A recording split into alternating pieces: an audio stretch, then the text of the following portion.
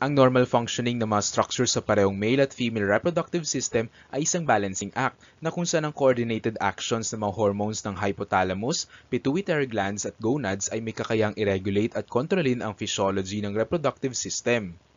Ang hormonal control ng reproductive system ang ating pag-aaralan. Kasama ako si Sir Mario ng inyong virtual science teacher na magbabahagi ng makabuluhang kaalaman tungkol sa ating mundo. Kaya talika na, tuklasin natin ang mundo na agham at teknolohiya dito lang sa PRISM o Program for Innovative Science Media.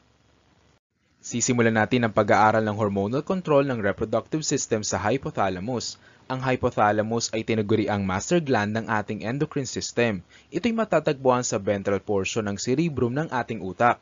Pangunahing function ng gland na ito ang pag-coordinate ng endocrine at nervous system, lalong-lalo na ang pag-secrete ng hormones na magre-regulate sa actions ng anterior at posterior pituitary gland na matatagpuan malapit dito. Ang hypothalamus ay magsisecrete ng isang tropic hormone na tinatawag nating gonadotropin-releasing hormone o GnRH. Ang mga tropic hormones ay may kakayang i-regulate ang activity ng iba't ibang endocrine cells o glands. Ang GnRH na na-release ng hypothalamus ay magsistimulate ng anterior pituitary gland upang ito naman ay mag-secrete ng dalawang uri ng gonadotropins, ang follicle stimulating hormone or FSH at luteinizing hormone o LH.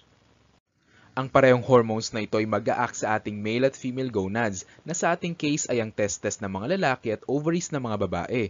Bukod pa rito, ang dalawang hormones na ito ay sumusuporta sa gametogenesis o ang proseso ng paglikha ng mga sex cells. May role din ito na ginagampanan sa production ng sex hormones. Ang mga sex hormones ng mga lalaki at babae ay parehong halimbawa ng steroid hormones. Ang male sex hormone ay testosterone na isang uri ng androgen. Samantalang ang estrogen o estradiol at progesterone ay ang tumatayong female sex hormones. Sa mga lalaki, ang LH at FSH ay nag-i-interact sa iba't ibang cells ng testes. Ang LH o luteinizing hormone ay nagdudulot sa Leydig cells na mag-produce ng testosterone. Ang mga cells na ito ay matatagpo ang nakapalibot sa seminiferous tubules ng testes. Kasama ng iba pang androgens, ang testosterone ay responsible din sa pag-trigger ng spermatogenesis o production ng sperm cell.